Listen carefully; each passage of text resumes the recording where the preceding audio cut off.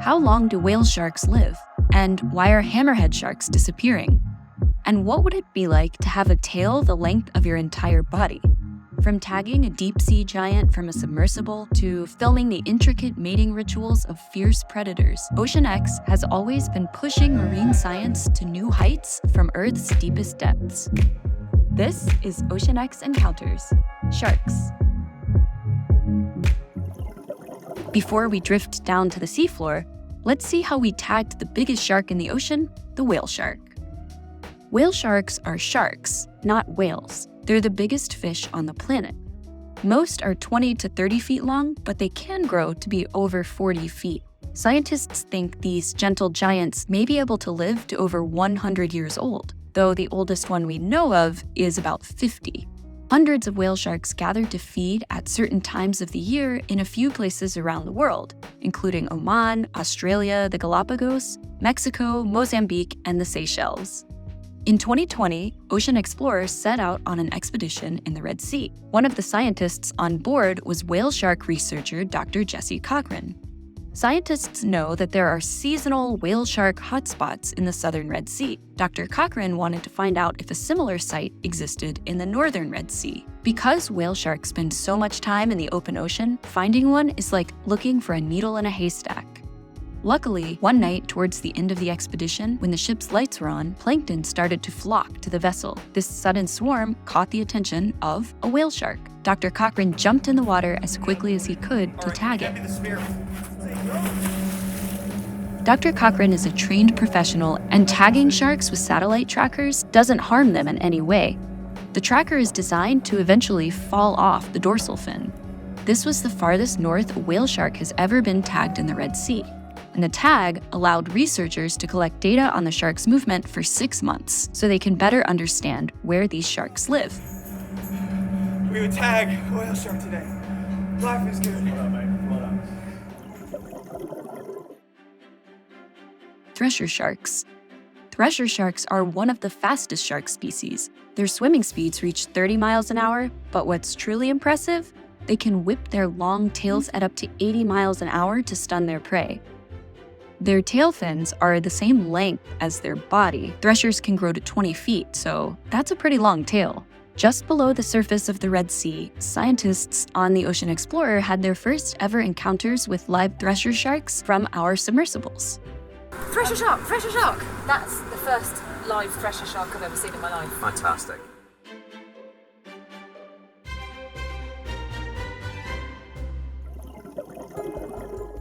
Gray reef sharks.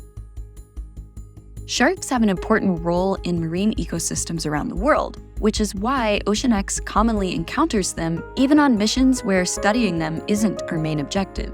When we surveyed biofluorescent fish in the Solomon Islands, OceanX scuba divers also encountered gray reef sharks. This gray reef shark belongs to a subpopulation of the species known for the distinct white edge of its dorsal fin. Gray reef sharks hang out in groups during the day and spend the night hunting alone.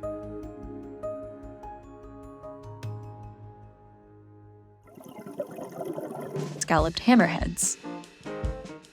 In the Galapagos, we saw this massive school of scalloped hammerheads. Scalloped hammerheads spend a lot of time on their own, but sometimes form schools of hundreds of sharks. Scientists are still trying to understand why. The numbers in these schools can reach several hundred, making them easy targets for fishermen. In parts of the Atlantic, their populations have declined by over 95% over the past 3 decades. Hammerheads are among the most common sharks caught for finning, where the fins of sharks are cut off and the rest of the animal is discarded in the water.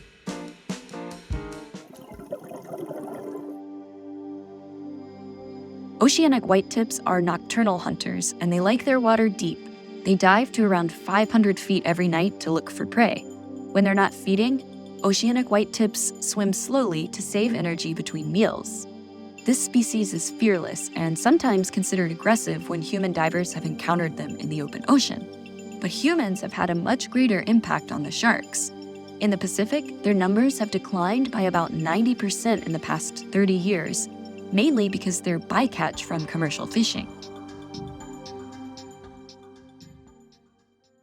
On a 2019 mission in the Bahamas, OceanX captured courtship maneuvers in oceanic whitetip sharks. This was the first time that the mating behaviors of this species had ever been filmed. Scientists were able to observe parallel swimming, nosing, and biting between these two sharks. Scientists also discovered a new behavior they call the circleback, where the male shark loops back to follow the trail of the female shark, possibly to investigate olfactory cues. This footage supports the hypothesis that oceanic whitetips mate in the eastern Bahamas in the summertime. These sharks are critically endangered due to overfishing, and knowing when and where they mate is a key part of recovery efforts and underlines the need to protect these habitats. In Costa Rica, in the waters around Cocos Island, OceanX divers observed another large school of sharks, whitetip reef sharks. OceanX was able to capture this great footage of the whitetips feeding at night.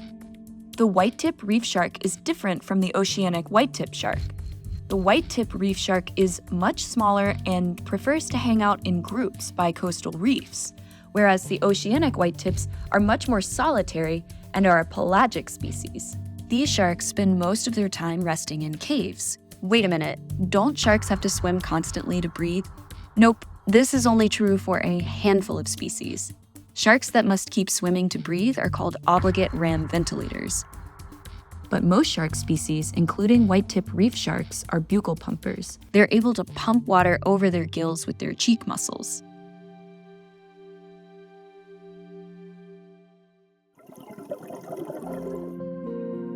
We had another incredible shark encounter in the Bahamas.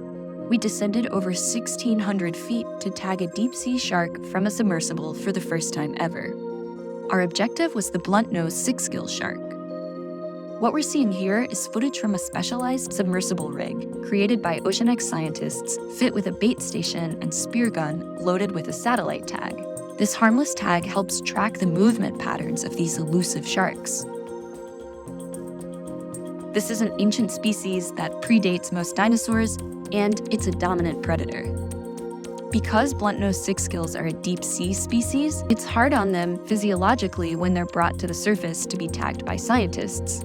And the data obtained after surface tagging of a SIXGILL is believed to be skewed because the shark doesn't return to its normal behaviors for some time after the tagging event.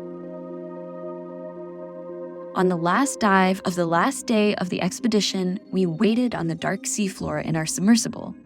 We tagged a large male SIXGILL, the first time the species had been tagged at its natural depth. It was a historic moment for OceanX and for all scientists who study deep-sea animals.